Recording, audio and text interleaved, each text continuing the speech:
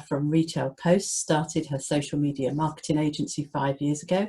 She's supported clients from all business sectors. She's got a background in retail, e-commerce, and FMCG, and she keeps everything commercially centered and focused. So if you need a little bit of a steer in the right direction, or you want to have her do it all for you, then she's probably got a solution for you. Now, I don't know how well you know Simon, but I know that this next slide that you've got up, or your first slide, is really going to appeal. So Alison, let me just, you're on your issue. Alison, over to you. Hello, good afternoon, everybody. I hope you appreciate the Lego reference, because this is where you get to stand out from the crowd. So I'm going to kick off and talk about your social media marketing, which is essentially part of your overall marketing strategy. You've heard Jess, you've heard Simon, and you've heard Robin so far talking about different elements of their marketing, and social media is part of that. It isn't a standalone solution, and it isn't the answer to everything, as much as I would love it to be, obviously, but it's not. It is very much about delivering your message that you've already thought about, that you're already talking about in your website, you're already blogging about it, you're already vlogging about it, maybe you're doing a podcast too.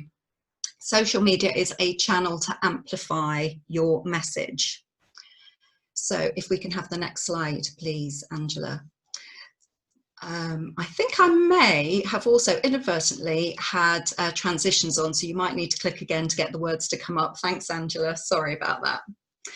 So, as we are all aware, the world has changed, the country has changed, business has changed, and as you've already heard, the customers' needs have changed, which really reinforces, I'm going to sound like a broken record, you've heard it already, but you have to absolutely understand where your customers are at. What is their pressing problem that your product, your service is the solution to? By understanding your customer, you are in a much, much stronger position to be able to provide them with a solution. And it is really about solutions. It's not just products. It's not just services. It's not what you do. It's why you do it and how it can help them. If we can move on to the next slide.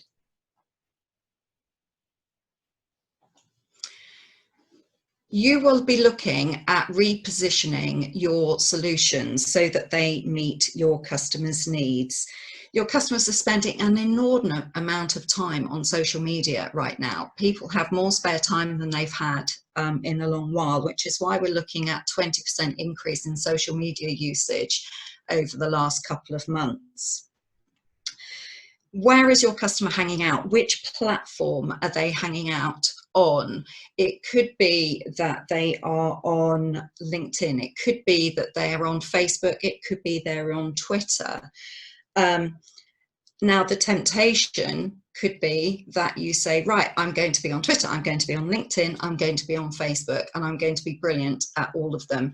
I would beg you to please take one step at a time and think about which platform your customers are looking for your solutions on primarily, and to be amazing on that one platform rather than perhaps diluting your marketing messages and being mediocre on 2 or even 3 platforms.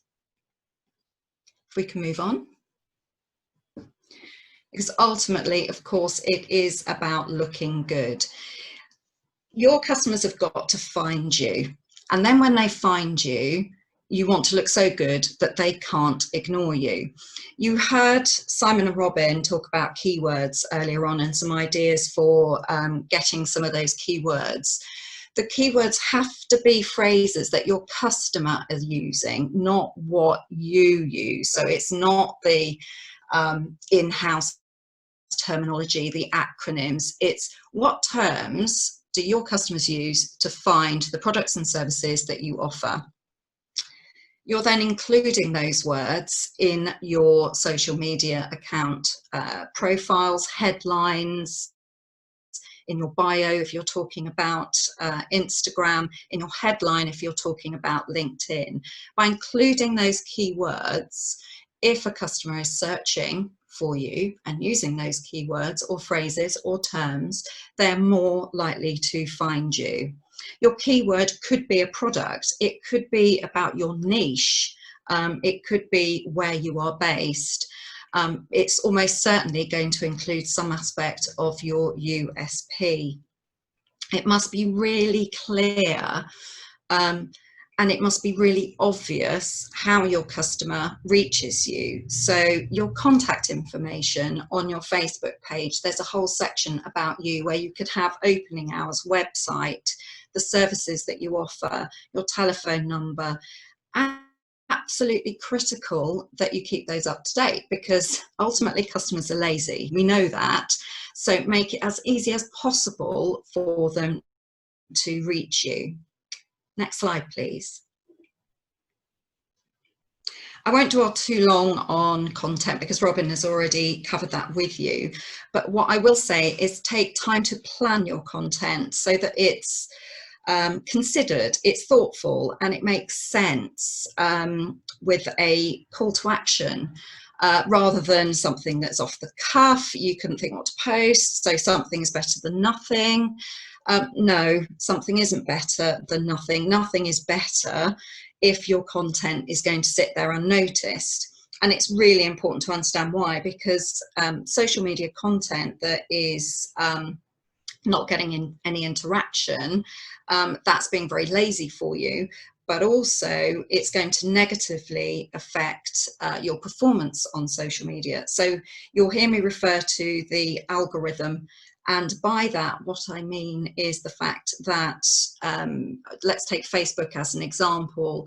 At any particular moment, you as an individual user on Facebook could be seeing hundreds, if not thousands, of pieces of content because you follow any number of different Facebook pages. You've got so many different interests, you've got lots of friends, family, business associates, etc. Facebook has to decide what piece of content it's going to show you so that you're seeing the most useful and relevant for you. And Facebook decides whether it's useful or relevant based on your previous activity. So if I've had a Facebook page that I follow, but I never like any of their posts, or I don't comment on any of their posts, over time, Facebook will decide that actually I'm not that interested in that Facebook page and will stop showing me that content.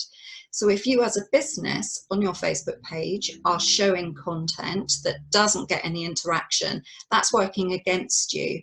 And ultimately, over a period of time, your content will be reaching fewer and fewer of your followers. I mean, even at best, sometimes your content can only reach 10% of your followers. So any impact on that is really not helpful at all.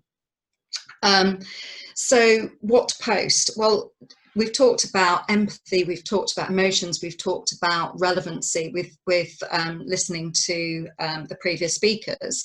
It is about being helpful. It's about being as helpful and as value add as you can possibly be.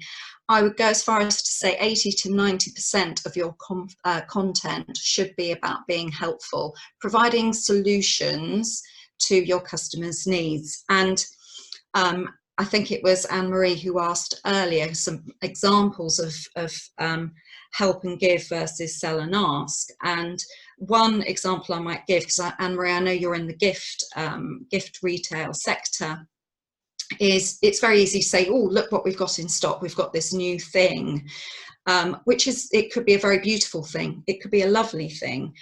But actually what your customers are looking for are gift ideas for a particular event. So we've got Father's Day coming up, for example. What you might do is show a range of products that here are our pick of Father's Day gifts for isolation. And they could be things to relieve boredom. They could be things to help your father stay in touch. It could be something that's handmade from the grandchildren. Those sorts of ideas. You could talk about free delivery if that's something that you can offer. Or the other way of thinking about it is asking customers themselves, you know, what do you want to see? You know, which product do you think makes the better Father's Day gift, A or B? That would be a great post. One, because you get some interaction. People can't help but answer questions. So questions is always a good thing. You're not selling, you're just asking for some input. And also by getting that input, it gives you some ideas about what sort of content, what kind of product you might be looking at stocking in the future.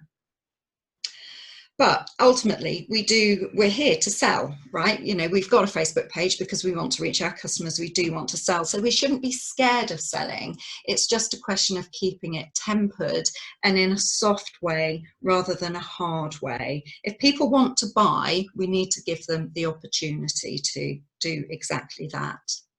Next slide, please. Okay, a little in joke here when it comes to social media marketing. If you make a typo, if you misspell something, your engagement rate always goes up because the grammar police come out. That's one way of getting better engagement. But really what we're looking at is content that educates in some way. And we come up with this term edutainment. So it's a bit of education through entertainment. Your content would want to spark an interaction. It might be an infographic, it could be a video. Robin talked about videos, really high value when it comes to social media. Get much better engagement rates and view rates, although tend to get less comments. So one against another, it's worth sort of weighing up the pros and cons. Ultimately, you want comments and shares, which is fuel for the algorithm and fuel for getting your posts out to more people. It is about giving value.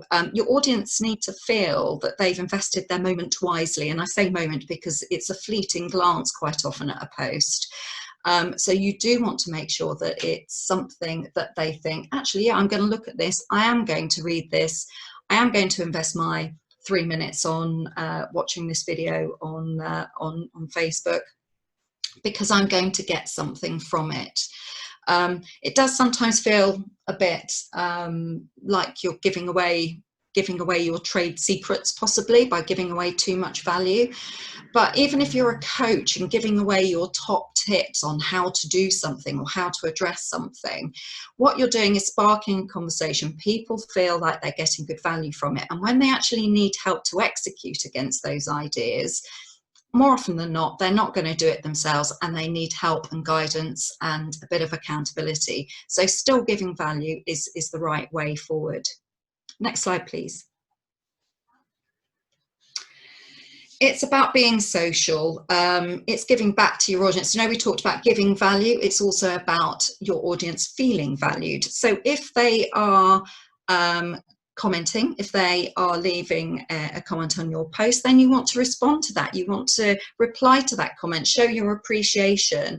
If they're asking a question, you want to answer that question. By replying and answering to messages and comments, that also helps with the Facebook algorithm. It gives a higher, in inverted commas, score, so you're more likely to appear in searches higher up in the ranking of searches in Facebook than otherwise. So absolutely respond to messages and keep those notifications on for your social media, because you've got to respond quickly. People flit about all over the place, and before you know it, the question they've asked somewhere else, and they've got an answer from somewhere else, and they're taking their business somewhere else. Next slide, please. And it's also about being present. So don't just think about social media being your page and your accounts and what you put out. It's also about appearing in other people's content. So if you perhaps are following another Facebook page that's in this, you know, it might be a complementary business, you might want to comment on their posts because your comment will be seen. When I say comment as your Facebook page, not you as a person, by the way. So your brand and your Facebook page is visible in the comments. You pop up, you might say something really intriguing, in which case somebody's going to be curious and they're going to want to explore what your business does. but it's still about being helpful. It might be offering a little bit of advice. It might be offering a solution to a question that was raised in that page's post. It's all still about adding value. You can also join Facebook groups, obviously. You can join LinkedIn groups and comment and prompt discussion within those. You're adding value to that group, and adding value as your brand keeps you remembered. Next slide, please. But then there is the challenge, you know, how often? Everyone asks, how often should I be posting? And it will never be 100% right. It might be too often, it might be not enough. You might have posted too early in the day, you might have posted too late in the day, but only you will know, and only you will be able to find out when you start posting. Okay, so it's not about I've got to post every day for the next week and see what happens. That might be too often. What you could be doing there is diluting the engagement that you would have received on 1 or 2 posts. So my example there, I'm on Instagram, it's my Instagram account. I've decided I'm going to post every single day, and I get 10 interactions per day, so that's 70. So but my post could still be seen by a lot of people, but fewer people are interacting because there's too many posts to choose from. Instagram's deciding what it's going to show the user, and it's got to pick maybe between 2 or 3 different posts what they're going to show, in which case you're diluting your engagement. If you're posting 2 really good pieces of content, that's going to work really well for you, for the algorithm, and get your content seen by more people. Facebook, I mean, well, actually, just right now, I think it's pretty clear to say that because of the amount of usage time that social media is getting, you can afford to post a little more frequently. So maybe on Facebook, you're posting 3 or 4 times a week, but what's your engagement rate? If it does start to dip, if it does start to slow down, then you might want to consider just backing off a little bit. Instagram, yeah, you could be posting daily on Instagram on the grid, but certainly daily on Instagram stories. Stories are a place where you can just have a little bit more fun. It's a bit more impulsive. You don't have to worry about upsetting the look and feel of the precious aesthetic of your Instagram grid over on stories. It can just be as organic as you want it to be. Well, Twitter, I think somebody asked about Twitter earlier. Yeah, on Twitter, you could be posting 10, 20, 30 times a day if you're involved in a conversation, if you're moving conversations forward and developing a relationship with another account. If you're getting no interaction, no engagement, you're doing it too often. If we move forward to the next slide. We did talk about the algorithm and how to crack the algorithm. Well, very simply, there is no secret formula. There's no genius method. It's about showing up. It's about being authentic, being responsive to your audience, giving good value to your audience, and essentially being consistent. Just keep coming back, keep being that presence on their social media newsfeed. You can't kind of go at it half-hearted.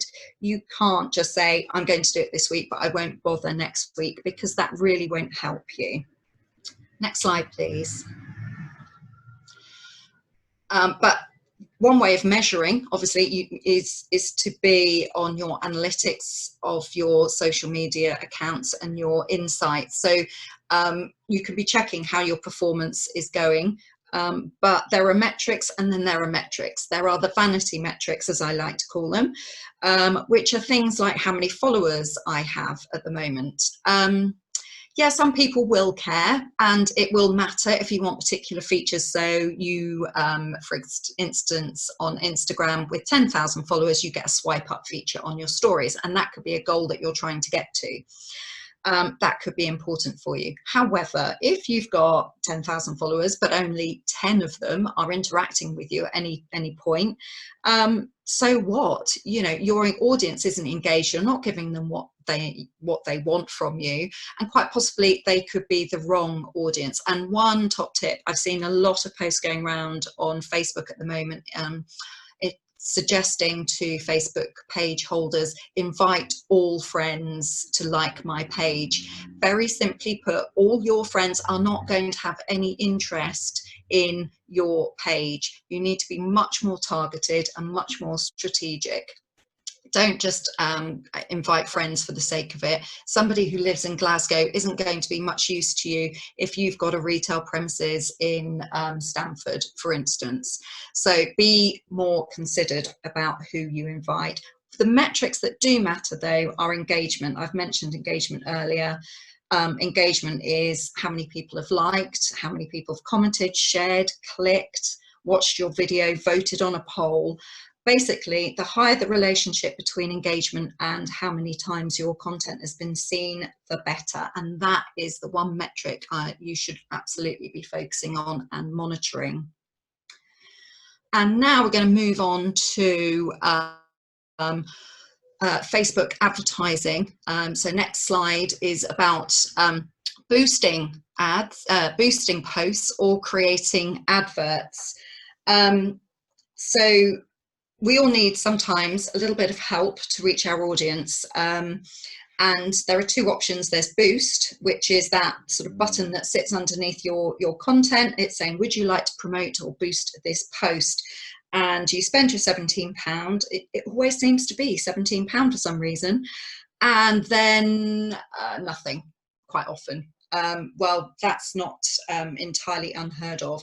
And then you've got adverts. So the horror stories from associates that have lost days of their lives and significant wads of cash on Facebook adverts. So this section is briefly going to dispel some of those myths. So if we move on to the next slide.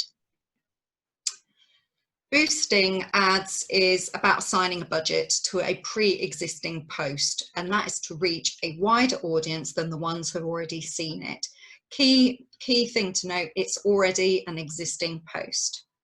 We just click again. An advert is where you create a specific post to reach a wider audience. So that wider audience could be people of a certain age, certain interest, they live in a certain place, they could have similar characteristics to my current audience, they could be people who have visited my website. So we just look at the pros and cons. So if we move on to the next slide. With boosting, the pros of boosting are you know that the post already resonates because you've seen it perform in your news feed. Then there is the downside. So if we click again, the image isn't optimized for ads. It could be too big. It could have too much text on it, which is deemed to be overly promotional by Facebook and will compromise your reach. It's less likely to convert, primarily because you have less granularity when it comes to targeting the audience that you want to reach. If we move on to the next slide. In adverts, we have pros and cons for adverts too. So in adverts, the pros are that you can test before you invest your full budget. It's optimized for placement. So if it's going to sit in the news feed, you want it probably landscape. If it's going to sit in stories, you want it portrait. So you can decide which image and how it's oriented and what it looks like within the Facebook ad setup. And you have the maximum targeting options. It's hugely detailed in who you can target, and there are so many different levers to click and pull and push that you will get in front of your target audience. The downside is there are so many levers to push and pull and press that it is complicated to set up and it is tricky to manage. So I would highly recommend that you speak to an expert before you waste your advertising budget. We move on to the next slide. We're almost there, I promise. It can be a bit like blind guesswork when it comes to whether you boost or whether you create an ad. So it really is about investing some time in testing and seeing what's working with small budgets before you start assigning big cash numbers. And by small budgets, it's entirely relative to the size of your market, the average transaction value, what return you're going to get. I couldn't put a number on it because I don't know your business. But if you have an advertising budget, you can apportion maybe 10% to testing. If we move on to the next slide. Right, so this is basically what you'd be facing with if you go into Ads Manager, which is you see an iceberg and you think, oh, right, yeah, I want to place an ad. Problem is there's all this stuff underneath, and it's all about the structure. So an ad campaign is, I've got a new product I want to launch. The ad set then talks about, which sits underneath that, it then looks at targeting maybe existing customers in one ad set, and it could be brand new, whole new audience in a second ad set. Then underneath the ad set, you've got the opportunity to present different adverts. And those different adverts could differ in terms of image, it could differ in terms of offer, it could differ in terms of copy. But just bear in mind that the more you try and compare and the more variables there are, the more you're actually not comparing apples and pears. So only change one element between each ad so you are able to compare. And when you've got that sort of comparison, you could say, right, do you know what? Ad 5 is the one that's really working for me. So I'm going to turn off ad 1, 2, 3, 4, and 6. I'm going to invest my budget in ad 5. And guess what? It will give you a better return on investment. So next slide, please. We're not looking at a lottery in that case. We are looking at a confirmed, tested advertising strategy. And that's what we all want. So I'm just going to leave you with one last slide, which is the fact that the secret of the best ice cream is you've got a strong cone, your ice cream's not too hard or too soft, and the trick is keeping it upright. And that's the thing. Yes. Hello? Alison? Yes. I'm still here. We seem to have... Oh, I'm still here. I don't know if you can hear me. Yeah. Okay, sorry. Internet blip. I'm obviously talking too much, and it is the last slide, I promise. For your social media marketing, it is very much about having a strong image. It's having copy that resonates and is engaging for your audience, and being as targeted as you possibly can with those ads. And that is my section. So open to any questions. So, well, I have questions, but as you were going through, I think you have answered them. I'm sorry, I'm having a bit of technical problems with my headset now. That's okay. So hopefully it's all going right. We had a question about number of posts and how often should I be posting, and you talked about that. That's super helpful. Interesting that there is that increase in social media. And one of the things just that may help is you talked about if it's not working, turn it off. How long should we give something? You know, how long should we be trying something out? You know, if we're posting every day, how long do we keep that going until we decide to actually turn it off or decrease it or something? Well, I'd go back to Simon's analogy about looking at Google Analytics. If you've only got 10 points of data, you're not going to be able to glean a whole lot from it. So really, it's about how much data you're getting and how comparable it is. So if you're launching a brand new Facebook page, you won't have any data really to be able to make a judgment on. So you're just literally comparing each post as it comes in. If you've been running your page for, you know, maybe you've been running it for a year, you may have a really good, strong track record of performance. And from that data, if you make any changes, you'll be able to see quite quickly how that affects it.